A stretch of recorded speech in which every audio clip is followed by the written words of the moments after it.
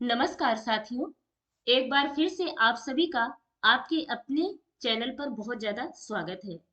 आज की इस वीडियो में हम देखेंगे पंचायती राज व्यवस्था से संबंधित मोस्ट इम्पोर्टेंट क्वेश्चंस को।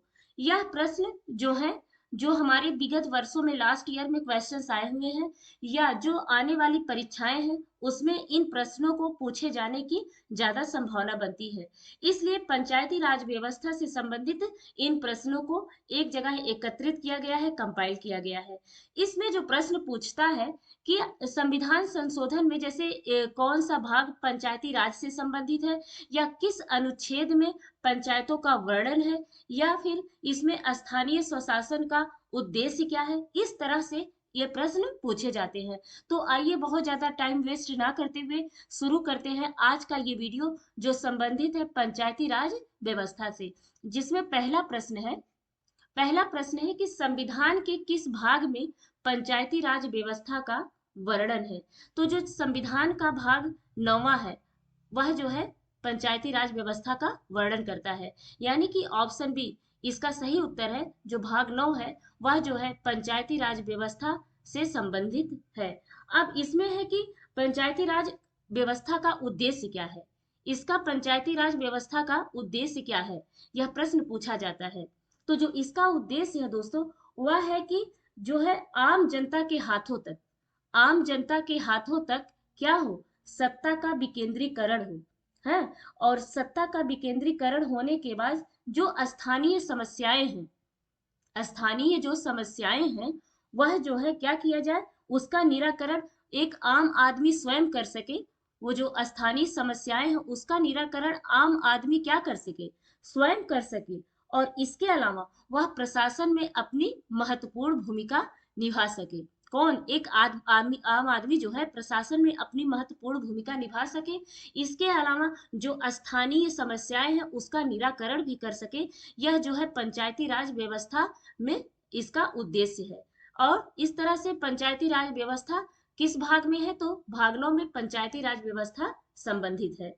अगला प्रश्न देखेंगे, पंचायती राज व्यवस्था किस पंचायती राज जो है वह किस व्यवस्था पर आधारित है।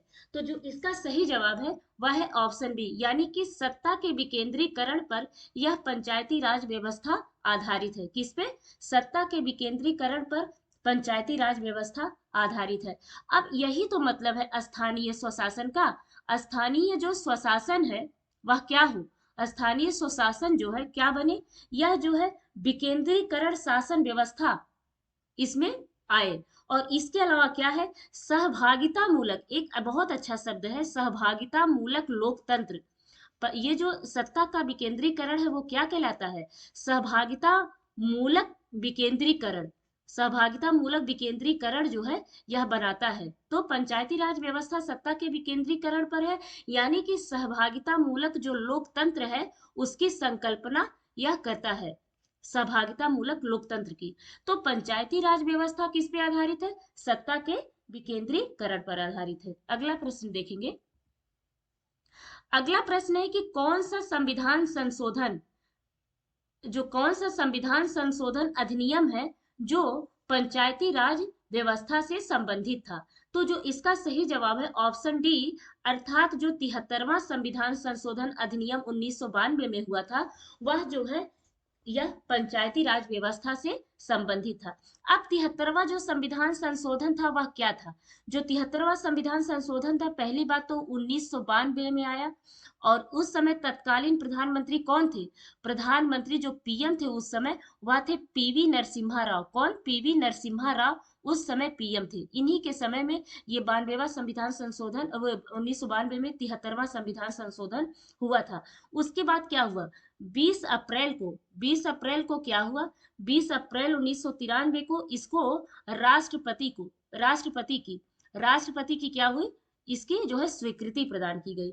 उसके बाद से 24 अप्रैल 1993 को क्या हुआ, 24 अप्रैल 1993 को यह 73वां संविधान संशोधन लागू हो गया वह 1993 को, 24 अप्रैल 1993 को। तभी से क्या आप लोग देखते होंगे कि 24 अप्रैल को क्या मनाया जाता है, 24 अप्रैल को पंचायती राज दिवस के तौर पे पूरे भारत में मनाया जाता है। 24 अप्रैल को पंचायती राज दिवस के तौर पर मनाया जाता है। शुरू में क्या हुआ, 73वां संविधान संशोधन 1992 में आया। उस समय प्रधानमंत्री पीवी नरसिम्हा राव थे। 20 अप्रैल को प्रेसिडेंट की इस पे जो है स्वीकृति प्राप्त हुई और उसके बाद 24 अप्रैल 1993 को यह 73वां संविधान संशोधन लागू हुआ और तभी से 24 अप्रैल से 24 अप्रैल को क्या मनाया जाता है, पंचायती राज दिवस मनाया जाता है। तो संविधान संशोधन अधिनियम जो पंचायती राज से संबंधित था वो है 73वां संविधान संशोधन अधिनियम 1992। अगला प्रश्न देखेंगे, इसमें नेक्स्ट है कि पंचायती राज व्यवस्था में सुधार हेतु जो गठित समितियां थी कौन कौन सी हैं। तो इसमें ऑप्शन ए अर्थात बलवंत राय मेहता समिति, अशोक मेहता समिति और पीवी के राय समिति। और यह तीनों समिति ही किससे संबंधित है, पंचायती राज व्यवस्था से संबंधित है। अर्थात उपरोक्त सभी समितियां पंचायती राज व्यवस्था से संबंधित है। अब इसको वन बाय वन करके हम देख लेते हैं। बलवंत राय मेहता समिति कब आई, तो यह जो है 1957 में आई। कब आई, 1957 में आपकी बलवंत राय मेहता समिति आई। उसके बाद आई अशोक मेहता समिति। अशोक मेहता समिति कब आई, 1977 में आपकी अशोक मेहता समिति आई। उसके बाद क्या आई, उसके बाद आई जीवीके राव समिति। जीवीके राव समिति कब आई, 1985 में जब राहुल गांधी जो है प्रधानमंत्री थे, जीवीके राव समिति आई।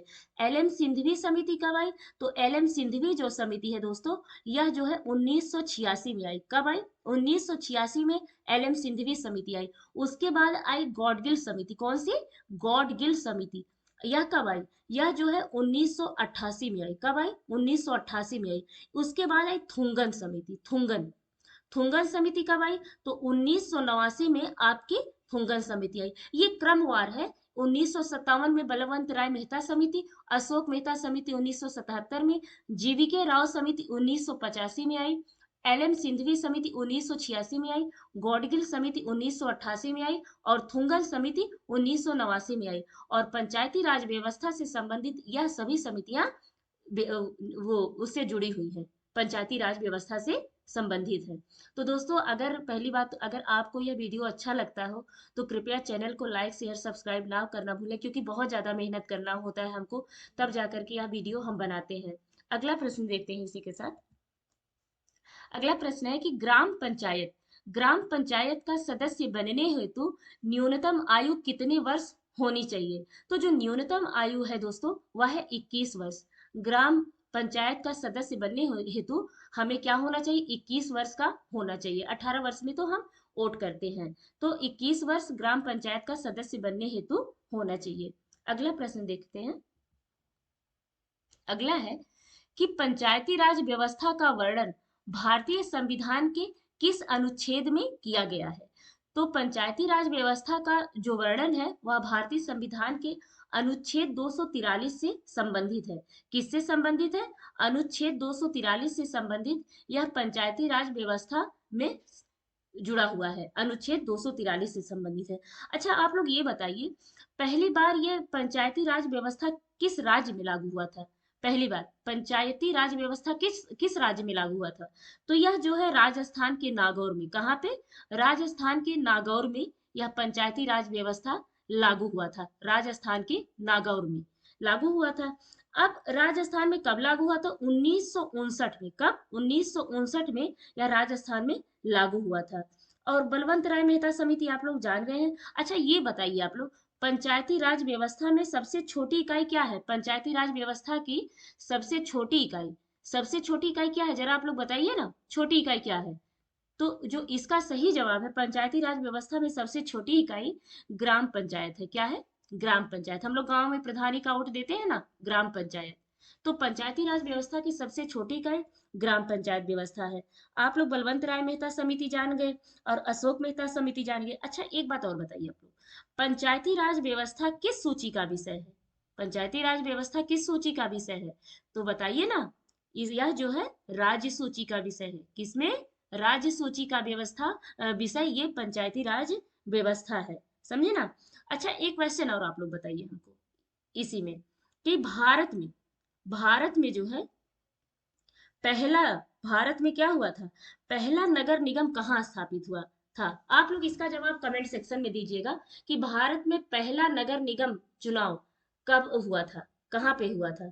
तो भारत में पहला नगर निगम कहाँ पे स्थापित हुआ था, प्रश्न ये है कि भारत में पहला नगर निगम कहाँ स्थापित हुआ था। मैं इसी में बता दूंगी या फिर आप लोग कमेंट सेक्शन के माध्यम से जवाब दीजिएगा। अगला प्रश्न देखेंगे। अगला इसमें क्वेश्चन है कि पंचायतों के कार्य एवं शक्तियों का वर्णन किस अनुसूची में किया गया है। पंचायतों के कार्य एवं शक्तियों का वर्णन किस अनुसूची में किया गया है। तो जो इसका सही जवाब है ऑप्शन बी, यानी कि 11वीं अनुसूची में पंचायतों के कार्य एवं शक्तियों का वर्णन किया गया है। किसमें? 11वीं अनुसूची में पंचायतों के कार्य एवं शक्तियों का वर्णन किया गया है। पता है आप लोगों को एक फैक्ट बता दूं, अरुणाचल प्रदेश में पंचायती राज व्यवस्था नहीं है। क्या? अरुणाचल अरुणाचल प्रदेश में क्या है?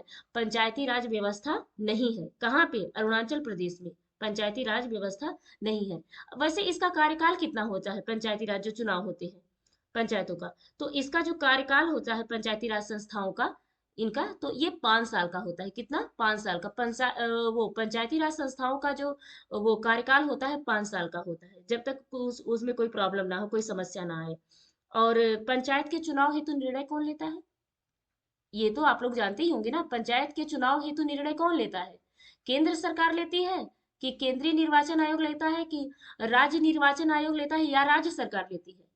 तो सही जवाब इसका है राज्य सरकार लेती है। राज्य सरकार जो है पंचायती राज चुनाव संबंधी जो है निर्णय राज्य सरकार लेती है, ना कि राज्य निर्वाचन आयोग। ये बड़ा क्वेश्चन है। तो इसमें पंचायतों के कार्य एवं शक्तियों का वर्णन किस अनुसूची में किया गया है? तो 11वीं अनुसूची में किया गया है। अगला प्रश्न देख लेंगे।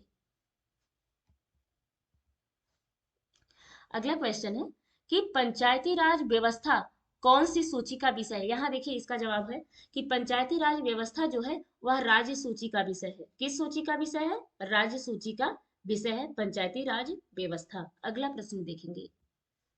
संविधान में पंचायतों के गठन का प्रावधान किस अनुच्छेद में किया गया है?